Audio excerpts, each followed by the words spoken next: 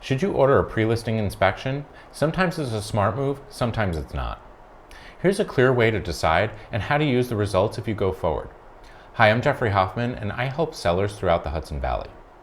Start with your goal and your window. If you need to hit a date and prefer fewer unknowns, a pre-inspection can reduce surprises. If your window is flexible and your home's newer or well-maintained, you might skip it and let the buyer inspect on their schedule.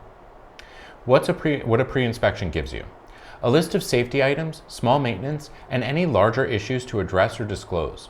It also gives you language and invoices if you choose to fix items. This can calm buyers and shorten negotiations. How to decide what to fix. Focus on safety, water, and systems that affect daily use. Simple maintenance like bulbs, traps, door latches, and GFCI outlets are high impact. For larger items, price them with a licensed pro and decide whether to repair, credit, or simply disclose. How to present the results. If you repair items, keep receipts in a tidy folder and reference them in your listing packet. If you offer a credit, write the amount and what it covers in plain language. If you disclose without repair, include the report summary so buyers understand what you already know. Clarity builds trust. Risks to know. Once you know about a material issue, expect to disclose according to your state rules.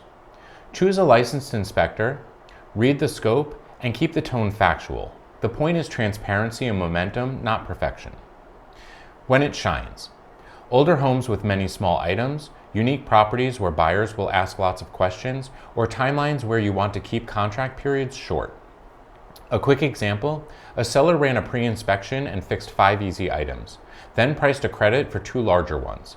The report summary and receipts sat in a clean folder. Buyers felt informed, the offer came quickly, and the contract period was calm. If you want a one-pager to track fixes, credits, and receipts, reuse the Prep to List checklist for tasks and the pricing positioning worksheet for how a credit might affect demand. The links are below.